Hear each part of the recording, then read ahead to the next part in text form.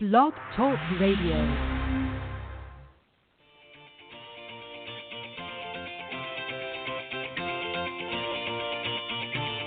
Good morning, everyone. Welcome to the Women of Golf Show. I'm Ted Odorico, and joining me is LPGA professional Cindy Miller, and we are your hosts. We're broadcasting live every Tuesday morning from 9 to 10 a.m. Eastern here on the blogtalkradio.com network, bringing you some of the best golfers, teacher professionals, and entrepreneurs helping to elevate women's golf. We're so glad you decided to join us this morning, so grab your coffee and let's get started.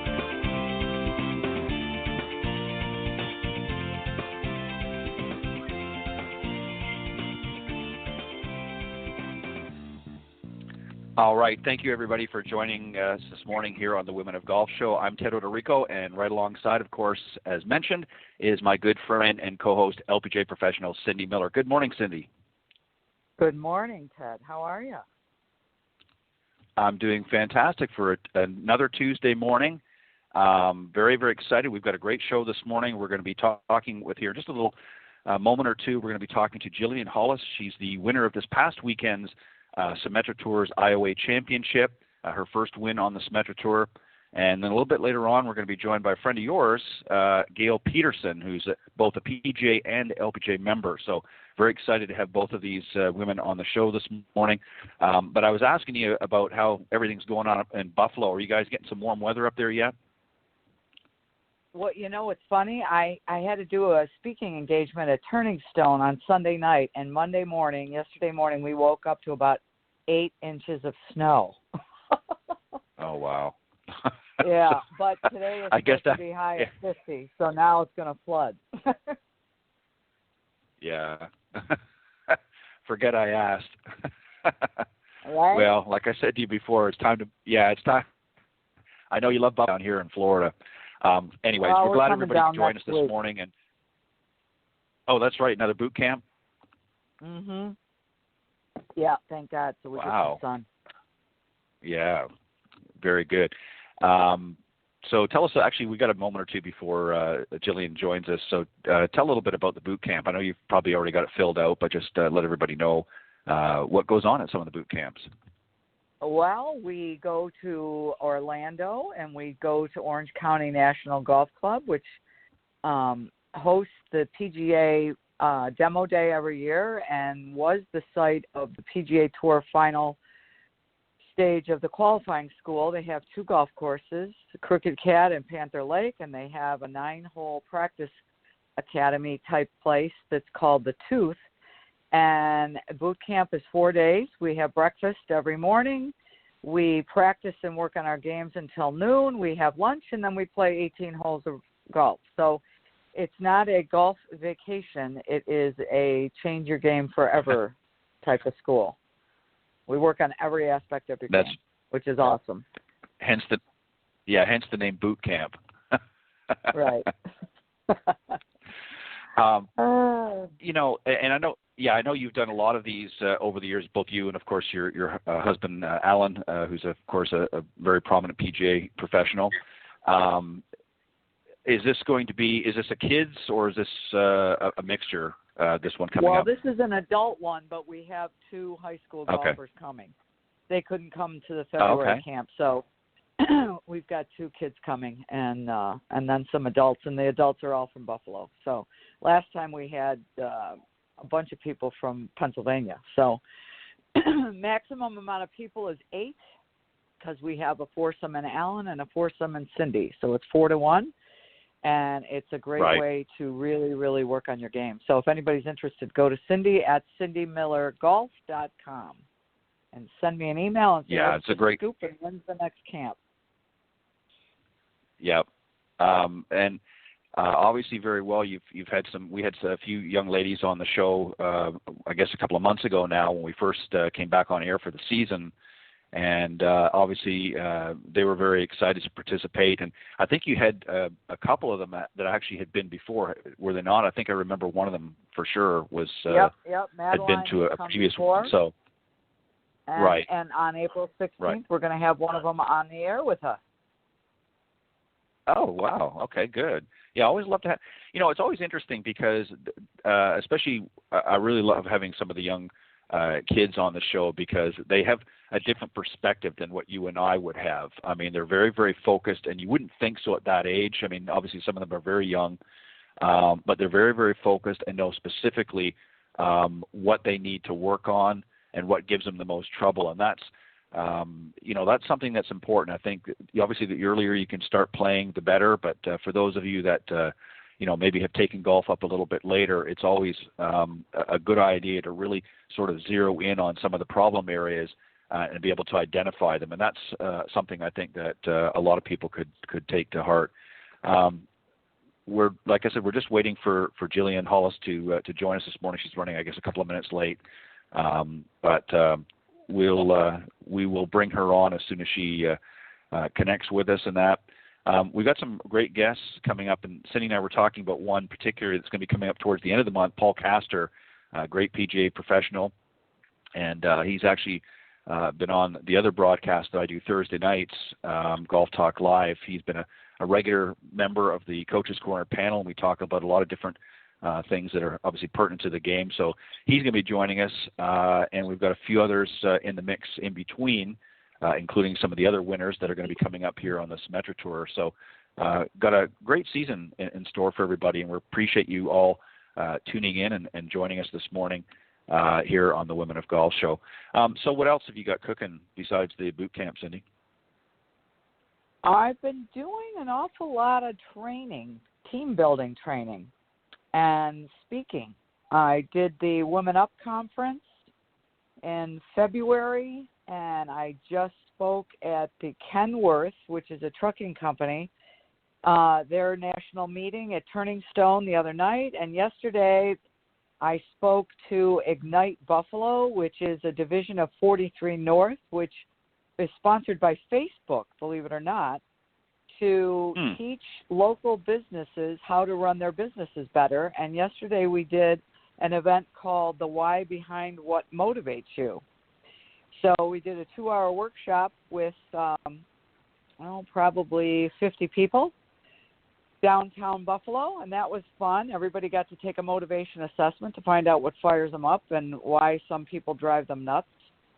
And then this Friday, I've got a webinar I'm doing for the Women in Legal Leadership. We've got a couple hundred women going to be on a call to find out their behavior style and what motivates them to action and how to make their teams run like a fine-tuned machine. Right. Well, that is always optimal, of course. I mean, what a lot of people, what's interesting, and I just want to obviously stay on golf here for a little bit, but,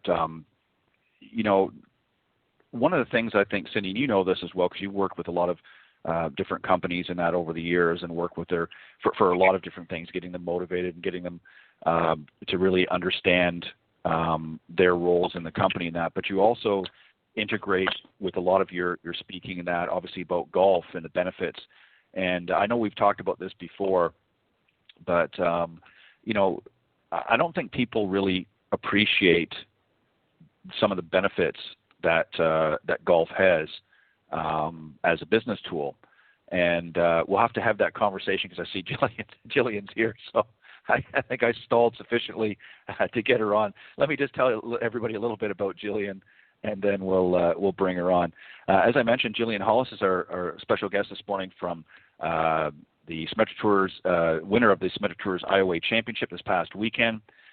She's 21 from Rocky River, Ohio, made her professional debut at the 2018 U.S. Women's Open, spent 3 years at the University of Georgia, and was a 3-time All-American. She was 2-time All-SEC second-team selection before being named to the first team in 2018. She competed in the 2014 Canadian Pacific Women's Open, as well as the 2016 N18 Marathon Classic on the LPGA Tour. Made the cut in 8 of her 12 starts in her rookie campaign on the Symetra Tour last season, and lost in the sudden death playoff in her Symetra Tour debut at the 2018 Forsyth Classic. So obviously came right out of the gate with some very impressive play, and of course it all came to fruition this past weekend as she closed it out and won the IOA Championship. So let's welcome our very special guest this morning, Jillian Hollis. Good morning. Good morning, Ted. How are you? I'm doing well. Good morning. How are you? You're on with. I'm doing very, very well. Thank you for joining Cindy and I this morning. We're glad to have you on. My and gosh, Cindy, I'm going to let you go ahead. Thank you for having me. Well, we appreciate it. Are you fired How up? are you this morning? Oh my gosh, so well. fired up. Yes. Where are you?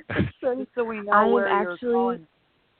I'm in Windsor, California. It's 6 o'clock, about 6:10 here. Oh. So I flew out yesterday, left Beaumont, and I'm at my next tournament. Wow. Very cool. Yeah. So congratulations, Jillian. Obviously a very impressive win. And I want to just let the folks know just how really close it was. You actually finished overall 4 under, and you had 2 young ladies that were nipping at your heels at 3 under. So it was a very, very close finish. But what was interesting was you were actually, at one point, you were 5 over par in your final round heading into the last 4 holes. And you finished with a birdie at 15, which was a par 3. Then you eagled the par 5 at 16th, and then finished par over your last 2 holes to give you that -4, if you will, on the scorecard overall. So tell us a little bit about that. What was, are you a score watcher, if you will? Did you know where you were sitting at that point? So I actually peeked at the leaderboard after 9 and saw. I don't think people who were watching the tournament didn't understand how hard the conditions were. I think there were like 3 people out of the 66 that were playing that Sunday that were under par. So it was really brutal conditions, and I looked at the leaderboard. I was 3 over after the first 9, saw that I was still in the lead. So I don't think I should have looked at the leaderboard, but I tried not to look at the leaderboard the rest of the day. So I didn't really know where I was. I made my birdie in that par 3, and then kind of glanced at the leaderboard and saw that someone was 4 under ahead of me, and ended up making that eagle from off the green. I was about 5 feet off the green. I had like a 30-foot downhill putt, and ended up making that, which was super clutch. And Wow. My playing partner, Amy, also had a birdie, but I didn't know that that put her at 4 under. So I had no idea. And then I just kind of tried to focus on what I was doing. Made my par in 17, and then 18. I mean, we all had wedges into the green, but it was just so windy. It was so downwind, and the greens were so firm that like we all clubbed down and still managed to fly over the green. So we all had putts from the fringe and difficult putts as well. And Amy just missed her comeback, and then I ended up making like a 5-footer, a very nerve-wracking 5-footer to win. So it was a tough day, tough day. Well, you managed to close it out and ultimately be the winner. And obviously, if you hadn't made that final putt, it would have put you into probably a three-way tie, and would have had to go into sudden death. And that's been something. I think the first 2 tournaments, if I'm not mistaken, on the Smetcher this season ended in sudden death. So you managed to make that those clutch holes, and ultimately win. Cindy, you go ahead. I know you've got some questions for Jillian as well. Hi, Cindy. Hi, Jillian. How are you? Great. My hubby is a bulldog. My hubby played at University of Georgia and then played on the tour for 15 years. Played the Masters 5 times. So he's Mr. Georgia boy. Yes. Alan Miller is a bulldog. Yes. True and true. Anyway, so let me ask you, what went through? I'm gonna pick on you a little bit because I think you got out of the funk when. So let me ask you, when you looked at the scoreboard or the leaderboard, did you start to protect? And is that why you kind of went downhill? And then what did you do to get yourself out of it to go back to pursuing? A little bit, because you're kind of frustrated on the first time because bogeys are good scores on some of these holes. I mean, they set us up where we'd play like a 430-yard par 4 dead into the wind uphill. God.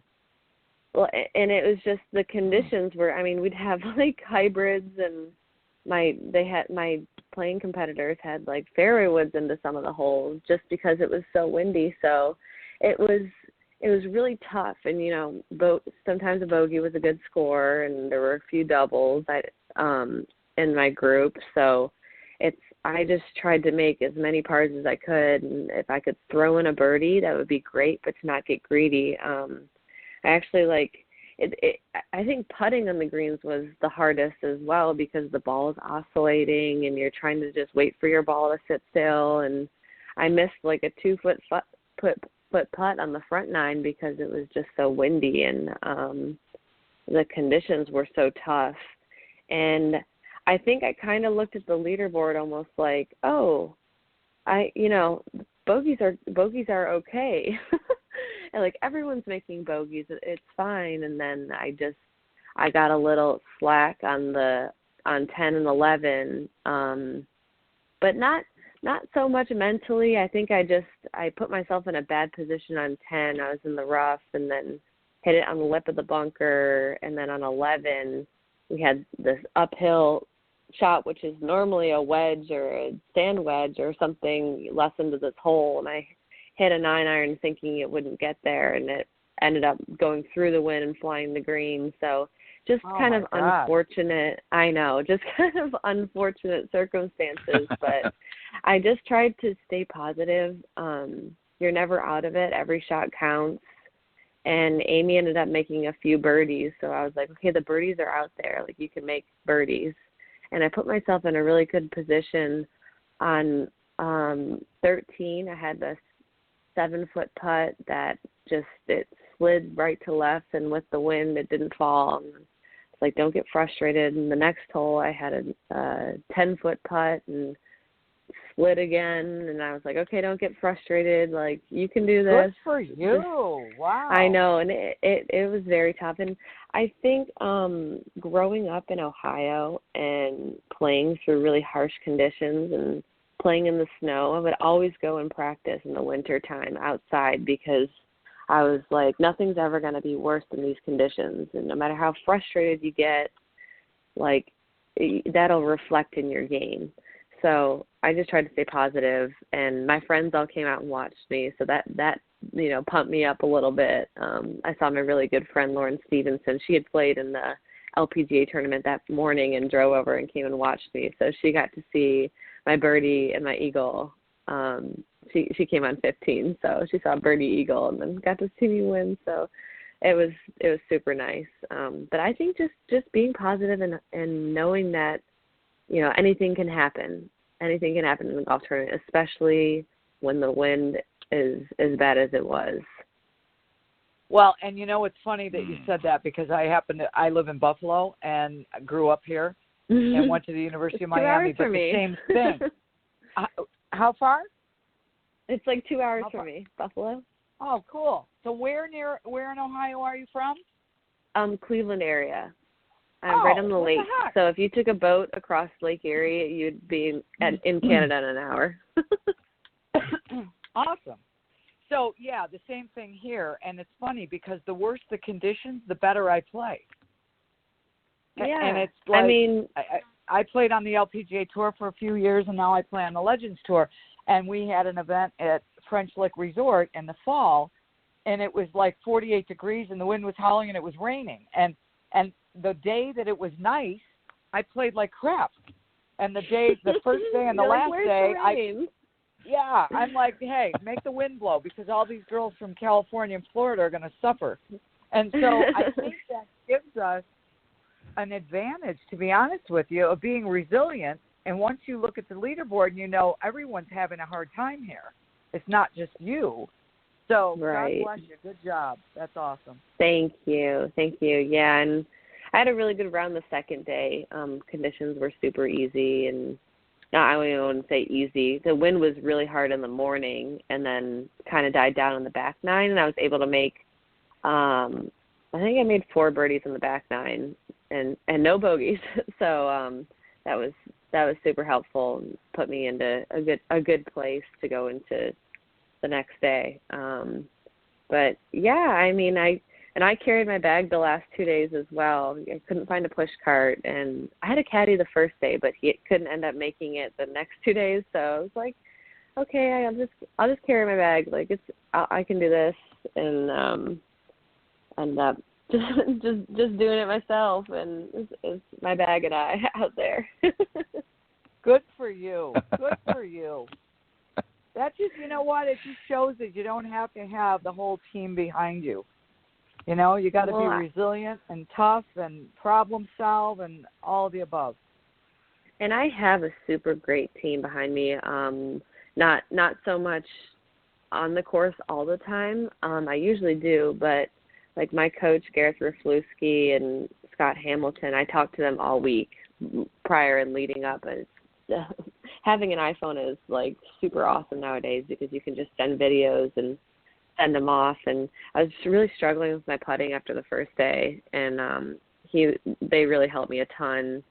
And it's so nice to have that support and know that like whenever I call them, they'll be there to help me and help me get better. I can always count on them. And I shot a really good score the next day, so I'm very grateful for that. And my family, who's always supporting me, and I couldn't do it without them. I talk to them like 5 times a day when I'm on the road. Awesome. That's great. Very good. Let me ask you, Jillian, you know, speaking of family and things like that, obviously, you know, traveling on tour, sometimes, a lot of times you're on your own. Of course, you sometimes buddy up with some of the other young ladies on tour and that, whether you're driving or what have you.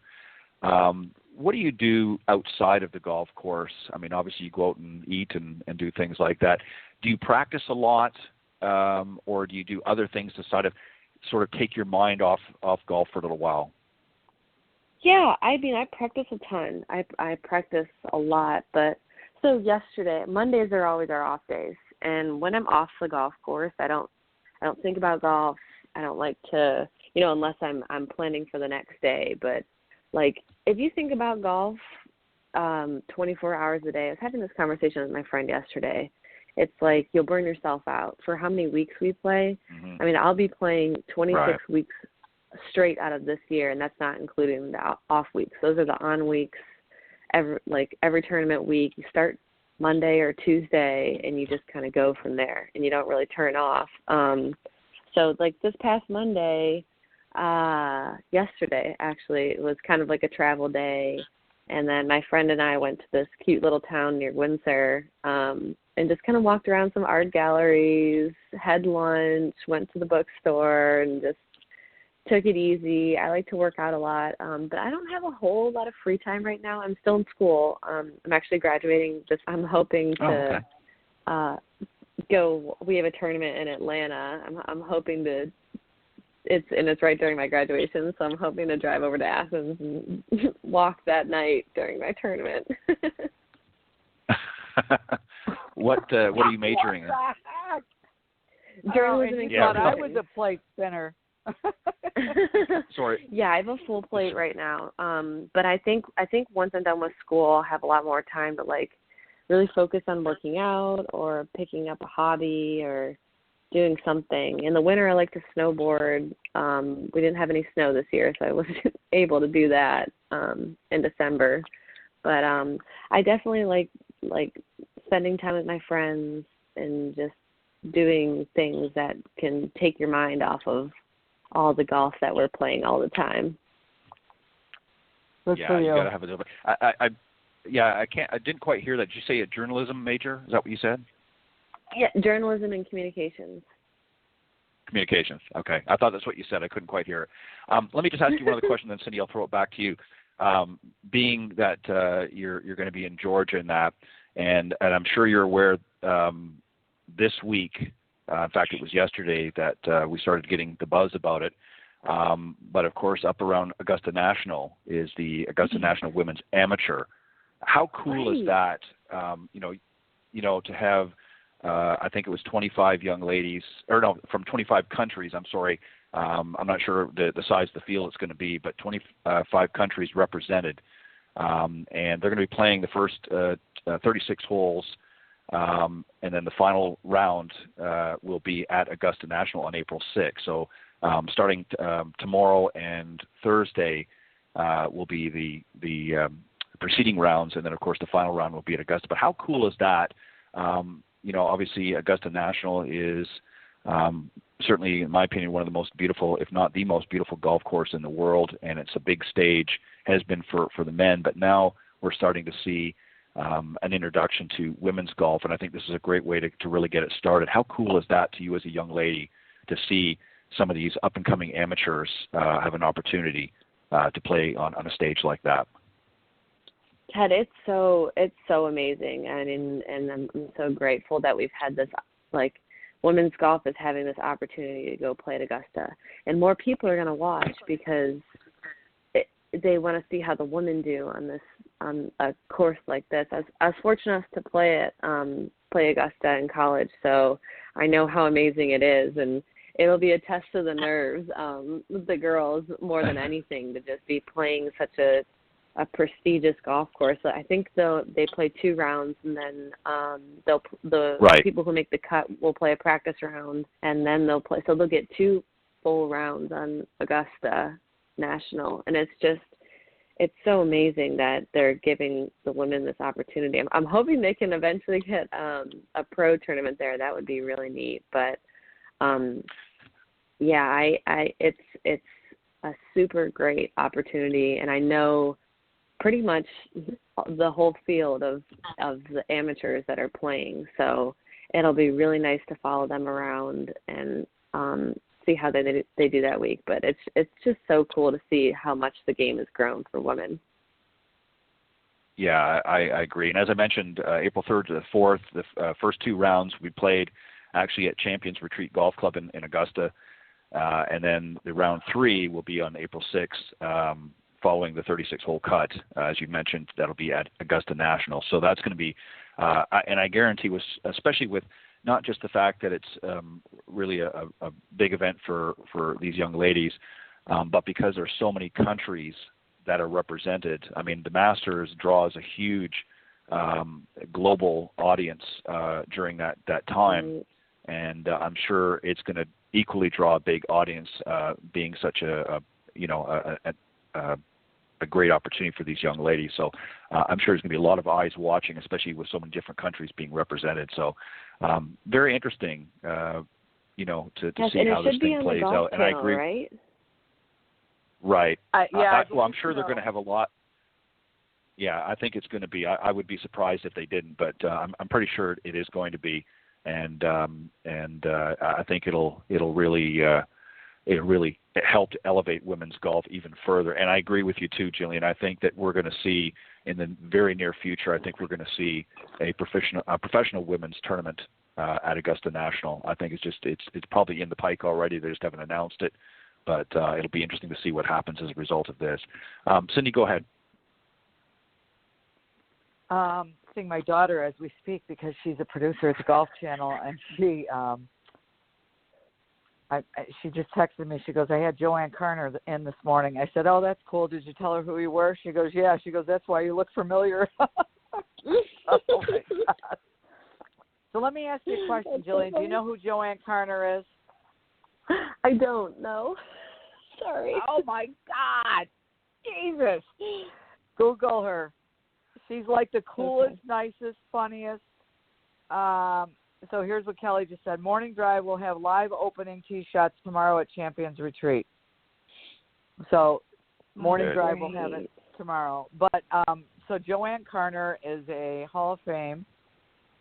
Play on Saturday will be on NBC. So here's an update at Augusta National. So that's good to know. And then the drive, chip, and putt is Sunday. So that's why our daughter lives in Orlando, and she has to go up there on Saturday, which is good to know. But anyway, Joanne Carner, you got to Google Joanne Carner. She is like, yes, 43 victories. I know she is.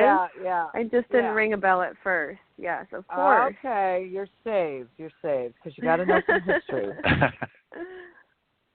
So I really like your attitude about not grinding all the time, because I do believe that you can absolutely get burned out. So I'm proud of you for that. Yes, well, I give that credit to my mom. She never pushed me when I was younger, and I think that's why I'm so successful now. I didn't have so much success until, some of these girls are really good at, now you even see it at age like 14, 15, 16. These girls are just up and coming. They're so talented and hit the ball so far and have this refined short game. Don't have that experience yet, but still you see it, and you'll see even in the women's tournament that they'll have at the Masters how young these and talented these girls are. But I grew up not super. My mom played professionally. She played in college, and she kind of grew up teaching me. And what's her name? It was Sharon Minnick.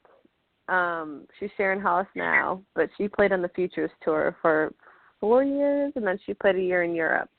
Awesome. Yeah, so she didn't play very long, but she never wanted to push me. She wanted me to fall in love with the game, and I really did. Around age 13 is when I really started taking golf like seriously. I had dreams of playing golf in the South, playing for a school in the South, and that's all I wanted to do. And kind of just have been working really, really hard since. And I think that's super important that I take my time off. I used to take my whole winter off. I would take November and December off, and now it's mostly just December. I just didn't even touch a golf club because we play so much out of the whole year that it's nice to have that little bit of time to do other things. Well, that answers the question of why are you so balanced, and you absolutely have to be, and you're right. I think all these kids are pushed so much by parents who don't know what they're doing that they burn out, and it's hard to tell the kids that we teach an awful lot of kids up here, and I say to them, don't let that person bother you. You just keep doing what you're doing and working on your game, and grow to love the challenge and love working on the game, and that's your fun, and you're going to find that they just fall off the wagon, and you're going to end up getting way better. So you're right. Yes, and I actually watched something on Instagram this morning from Gary V. It was a short little Instagram video about like figure out what you do if you get to do it for free, and he's in business and sales, and he talks about how much they ask him how he stays motivated, and he's like, it's not motivation if you love what you do.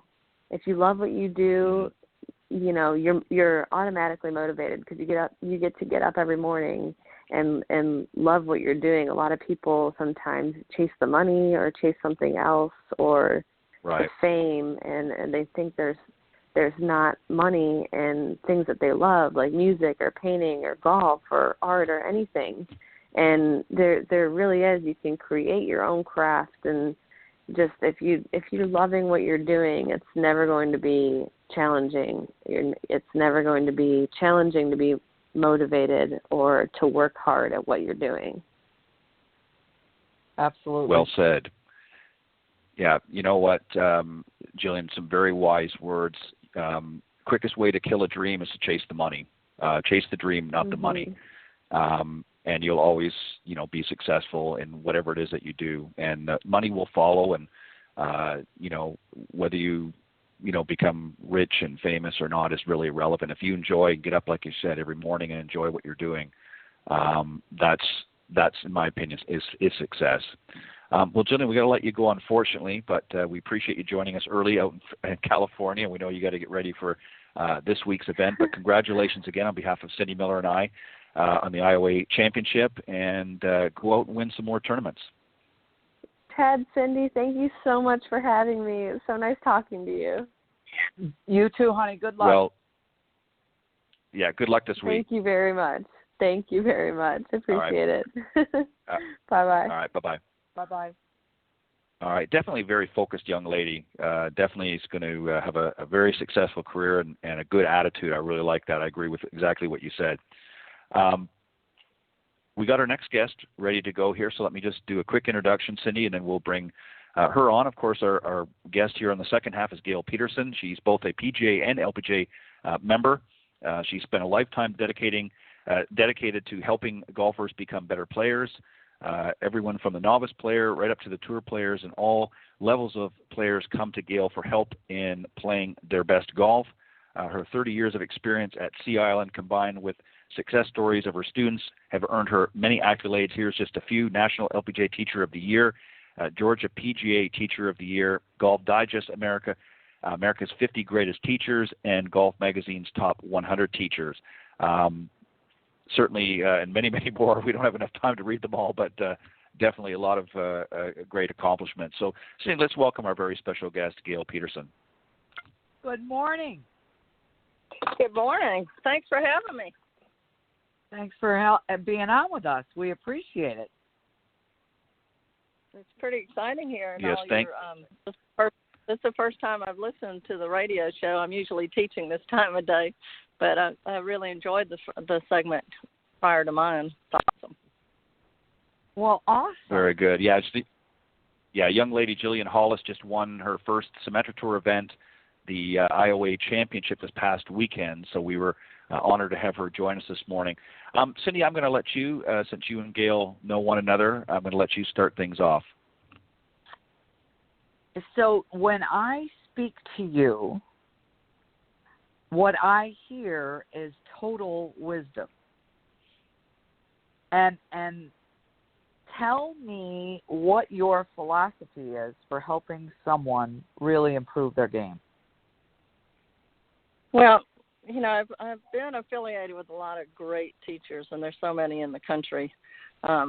Working with Golf Digest and Toski and Flick, and I've been with Jack Lumpkin teaching now for a long period of time. So all of them had the greatest, and still do have the greatest passion for teaching. And I think that's number one. You got to love what you do, just like you were just saying. But I think, every student is different. So being able to figure out what they need based on the time frame that they have available to play golf is really key to everything, knowing the student first and then applying different things that make it easy for them to perform better right away. Brilliant.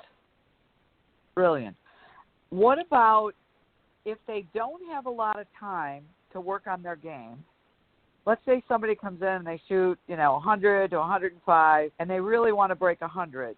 And they only get like an hour a week to practice. What would you suggest to them?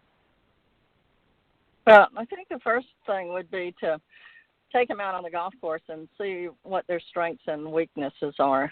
I think we all have some strengths. I know I can hit a low shot a lot higher than I can hit, a lot better than I can hit a high shot. So when I'm not practicing very much, I try to leave myself that low shot. So I think coming up with a plan for them and seeing if the clubs in their bag really match their game. I mean, that's a big deal. If you don't have a lot of time to practice, you definitely want friendly equipment, and you want to learn what are your friendly shots.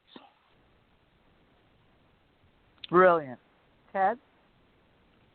Yeah, well said. Gale, I was sort of snooping around on your website, and a couple things really stood out to me that I thought were great, and I wanted you to talk a little bit about that. And the first one is something that more amateurs need to do, and certainly need to do better. And I want you maybe to explain why you come up with this sort of philosophy. But and I'm talking about the practice time when they're actually out there working on their game. And you suggest that 75% of their practice time should be on the short game. Why is that? We know the reason, but I want you to share with the audience. Well, I think that those are the easiest in my mind doing away with three putts and being able to put the ball on the green for that higher handicapper is huge. And so the short game is someplace that we can excel. And And just with a few basic fundamentals, we can improve the short game pretty much overnight. Especially, I mean, that 100 shooter, it's really easy to get that 100 shooter shooting below 100 if you know their game and you come up with shots at like a low shot and a high shot as a starting point, and then, you know, develop those skills as they develop and they have more time available. But if you just went out on the golf course and played the golf course, and we do it a lot. We'll go from 20 yards and in. We'll play 9 holes just from 20 yards and in, and we'll talk about different shots and different angles that make the green longer so we have an easier shot. And, I mean, it's a blast when you can get out on the golf course with your student and really see them improve, and it's like a light bulb turns on. That right. Say, hey, I can do this. I can really do it. Yeah, that's so true. Let me just follow up on that.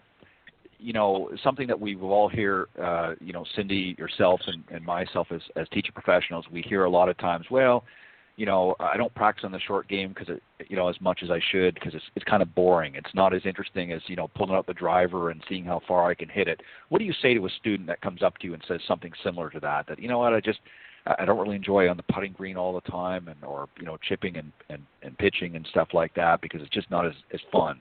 What do you say to a student like that? Well, I think that you really have to take them to the short game and show them some games and drills that are a blast. I mean, you're not going to just talk them into it by saying, you know, you need to do that. Right. So I think part of it is it's giving them direction and showing them that, hey, you know, here we are. We're going to hit 3 shots from here to the front flag, the middle flag, the back flag. We're going to take our wedge out. We're going to give them different parameters based on their skill level. I mean, you know, like a tour player to the short flag from a good lie, an easy shot, you know, they may try to get it in the hole or within a club length. But, you know, a higher handicap player, then their dimensions might be a little different. And so you can put tees around the hole and have them try to reach this goal and then move to the next one and the next one or alternate, you know, as they get better with it. But I think you got to show them how much fun it is, and you got to have a whole bag of tricks, not tricks, but a whole bag of games and drills they can play to make it, you know, exciting for them. And finding out, you know, what really motivates them. You know, are they motivated by success? Are they motivated by hanging out with other people, socially motivated? I mean, so, you know, you need to find out a lot about that player too, but basically giving them examples, you know, and I think it's really imperative for us as instructors to give them, you know, even if they come out for chipping, you say, okay, you know, you got 2 days a week, let's do this game 2 days a week, or do this game one day, do this game the next day. So you give them kind of directions too of, hey, this is a fun game, and you can kind of, I call it achieve and leave when you achieve it, but we do have a 30-minute max on the game for sure. Right. They're not there frustrating themselves. Yeah, I would agree with that. I think that's a great approach to that.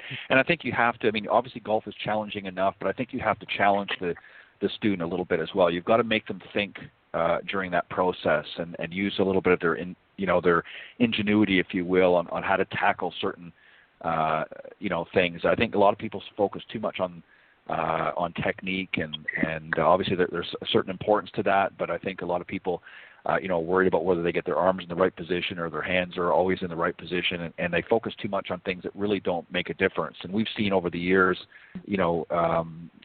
players that have had some pretty unorthodox golf swings, certainly weren't picture perfect, but went out and won a lot of tournaments because they knew how to play the game. I just want to ask you one more quick question, and then Cindy, I'm going to bounce it back to you. What do you think, Gale, was your best day of teaching? What was there a day, and obviously I know you've had many because you've got a lot of great accomplishments, but was there a day that you just got up in the morning, you went out there and just had a great day and you thought, wow, this was a great day? I really enjoy teaching, and so I feel like that, having the opportunity to teach is a great day. And me going out there is a great day. I know some days you just click with the student right away, Right. But I feel like it's just an honor to be able to work with different players, from whatever skill level, and just see the joy they get out of the game. So I think with that attitude, I feel like the more the challenge, I love challenges myself. So, if I have somebody that's hitting that hosel fade, then I really love the challenge of fixing that hosel fade. So I think, I think not one day that comes to mind. I think that, it can be just somebody getting the ball in the air the first time is great for them, and helping people understand what their expectations should be. Sometimes people are very good and CEOs of company, and they recently retired, and expectations are at that level, but they haven't played golf very much, and just helping them understand, here's where you are right now, and your goal might be, if you're a new player, to hit it every time, and then it might be airborne, and then it might be distance and direction. So I think that part of it's fun too. It's not only figuring out the personality of the student, what motivates them, but then what things you can apply. Some people, you could stick a swimming noodle in their way and it would freak them out. So I think that you have to have a lot. It's just them being in that small place is hard. And I think that, that block and random practice, going back to practice, is critical. I think that we need to express to our students the more they have random practice. So we might take 5 minutes over in the chipping area and have them set up a station for whatever their practice might be. Like I had a lady yesterday that, didn't realize that you hit the ball before you hit the turf, which is, we really don't know what our students know. That's the hard thing. You don't know if they know what out to in means or in to out. So you really have to express things in a lot of different ways. But she didn't know you hit the ball first. So we put some balls behind the ball that she was going to hit. She missed the balls going back and then hit the ball going through. So she started pinching the ball up against the turf. It was awesome. And then we did that for like 5 minutes, and she was aimed way to the right. So we just put a channel down with a couple sticks. So we said, okay, in your practice, just do that the first 5 minutes of your practice. And then here's what we're going to do. We're going to do this combination game. So then we started on this game. And then we did this 9-ball game that you hit 9 balls to the cup. And then, like, she was about a 12 handicap player. And so then she had to take her wedge and go up and stick it in the hole and circle. And any ball that was in that circle, she didn't have to hit again. And then she just chipped until she got all 9 balls in the circle. And it didn't have to be consecutively. It took her about maybe 7 or 8 minutes. And then we went to another area. We didn't stay there for hours or long periods of time, because we all go into that brain melt stage if we stay somewhere too long and do the same thing. So that block and random practice is big. That random practice meaning more like one ball hit to the front flag, the second flag, the third flag, so that you're playing golf. That's more like simulating not having 2 shots in a row. The only time you have 2 shots in a row is when you're out of bounds or something on the golf course. So I like the random part of it. I do a lot of random practice and a little block practice, especially as they come closer to some event that means something to them. It's gonna that formula is gonna really switch. Right. Well said. Cindy, go ahead. So what I hear from you, what I hear from you is an awful lot of right-brained, play golf, have fun. And you are at one of the best teaching facilities in the world, probably. And you have access to all the technology there is. How do you integrate the technology, or is it more important for you to teach them how to play golf and have fun and be more right-brained? Well, that's a great question. I think it depends on the student. By the way, our Sea Island Golf Performance Center is opening today. We're having our members' cocktail party tonight. It's a new 17,000 square foot building with all the bells and whistles you could possibly want in it. So it's a great time to ask about technology questions. I think, in the assessment stage, if you were assessing that player, depending on the skill level, then you might want a benchmark or a starting point. If you're in a developmental program, you definitely want to keep measuring so that you can see how the improvement's going. And if they're not improving, then figure out why they're not improving from that standpoint. But we have force plates. We got this new Zen putting green that is it's unbelievable. This thing, you can set 5 different breaks on one putt on this putting surface. But I'm only going to take them over there if they need it. The force plates and stuff that show where your weight is. I mean, that's great if somebody's not getting it and they don't see where their weight is at address. Maybe they're real heel bias at address. But I'm only going to use it as I need it. I mean, and I feel like the student needs it. And I wouldn't stay in there with the TrackMan, or if we have TrackMan, we bring it out. Sometimes if we want to start if we have somebody all week, then we might bring it out there. We might bring it out there to show them how great they're doing. We might use it as a motivational tool, not just an assessment tool. I mean, there's just so many ways to use that equipment. But when I go out on the LPGA tour, I don't have that equipment, so I need to really keep my observation skills sharp so that I can see stuff out there without the equipment. So I don't want to. I'm not going to get dependent on it, but I wouldn't want to use it so much that I couldn't tell what's going on, to change the ball flight. So I'm going to use it some. It's accessible. We can just walk inside, use it, and come back out. We've got some of it on the range. So, it's nice to have the accessibility to use it, but using it when the student in front of you needs it is the key. I agree. The why is the big. Yeah, I would agree with that.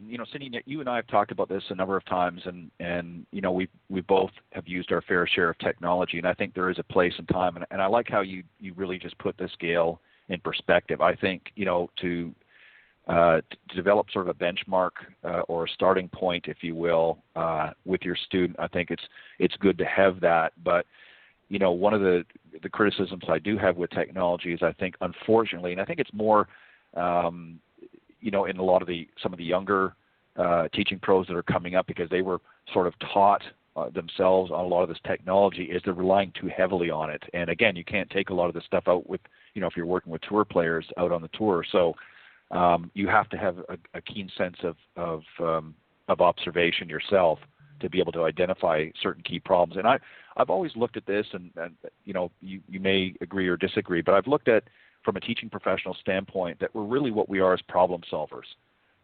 We teach how to handle different situations, and we try to instill that on our students so that when they're out there, because they're not always going to have us available, when they're in an actual round. So, they have to learn how to problem solve when they get out in the golf course. And that's really what we're teaching them. We teach them, obviously, the basics and the fundamentals of the golf swing. But from that point on, we're really teaching them how to play the game, and then they take that information out on the golf course and apply it, where it's applicable. And I think that's really what we have to do as teaching professionals. And I think if we're relying too much on the numbers and technology and things like that all the time, then we're kind of really getting away from teaching. We might as well just hook them up with some electrodes and let the machine do the work. And I think that's not always in the best interest of the students. Agree, disagree, or what are your thoughts, ladies? Well, I think that it's not just about the how. It's why am I using this equipment? What is it going to do for my students? So I know the why part of it's big, and being balanced with it, and using it, because you can get that analysis by paralysis if you use something too much and not let them free their mind and kind of play golf and be more target-based instead of number-based. But I think there's a place for both. And I think as an instructor, you have to find the balance for the student standing in front of you, what's going to help them and why you're using it. Am I using it to show them that I have equipment? Is it a credential thing? Sometimes people affiliate TrackMan with you have high credentials. I mean, there's definitely some correlation in some people's minds, the students' minds, that you have that credential. And it's a great tool, and I think all of them are great tools if you just use them for the student and for them getting better to play better golf. I mean, I think it's about playing better golf, and you know, like we were saying earlier, knowing yourself. I mean, it's a great way to get numbers and come up with shot numbers, club numbers, and them knowing exactly what their carries are. And some, you know, there'll be variations based on the skill level. I mean, their dispersion might be greater on some, but them just having some place to start. You know, I like doing a yardage card for my students, and they on the yardage card, it might be, you know, it might be hip high to hip high, chest high to chest high, shoulder high to shoulder high with all their wedges, and they know their carry numbers. And then you know, the shots that they hit into the green are the, you know, the most important numbers that they need to know, the carry numbers. And so we'll come up with a yardage card, laminate it, punch a hole in it, and we stick it on their bag, and then they use that yardage card. And that yardage, you know, as they get better, those yardages are going to change. But I know that part of playing better golf is to know yourself, and knowing yourself definitely is knowing kind of a range of your yardages.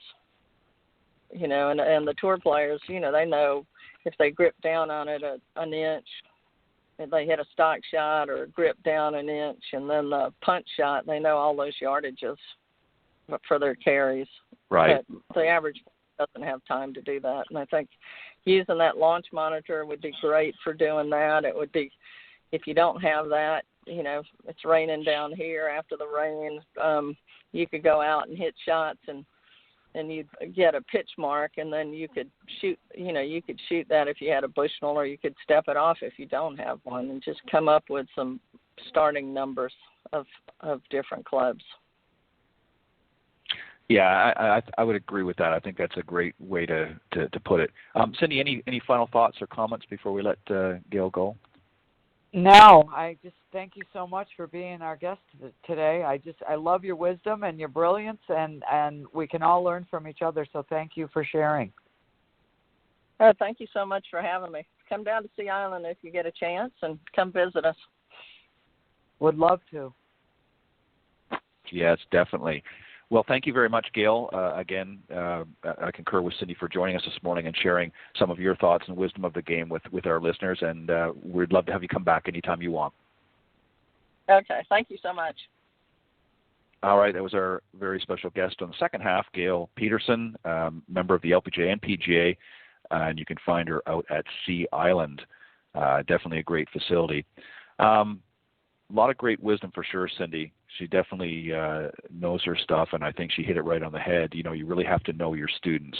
And, you know, again, technology is great and has its place, but I think more importantly, once you get a better understanding of who you're working with and how they think and what they think, gives you some great insight, gives you actually better insight than any equipment, in my opinion. But some more definite words of wisdom, and I think we can all help one another, as you suggest, in this business, to be able to take some little nuggets here and there. All right. Well, have a good boot camp next week. And is it next week? Yes, right? Yes. I'll be talking to you, though. I'll be there. I know you will. All right. On behalf of Cindy Miller and I'm Ted Odorico. Thank you very much, everybody, for joining us this morning on the Women of Golf, and we look forward to seeing you come back here next Tuesday for another great show. We'll have a winner of this weekend's Symmetric Tour and another great guest for next week, so hope you'll join us. God bless everybody. Thanks always, Cindy. Thanks. Have a great day. Bye-bye. Bye. Thanks for listening this morning to the Women of Golf Show. Tune in live each week by visiting blogtalkradio.com/Women of Golf, or on any of these social media platforms: iTunes, Stitcher, TuneIn, CastBox, TalkStream Live, and of course Spotify. If you can't join us live, check out our on-demand section for previously aired broadcasts. To get updates for future shows and upcoming guests, you can follow us on Facebook at Women of Golf. You can also follow me on Twitter at Ted and Buck CEO and Cindy at Cindy Miller Golf.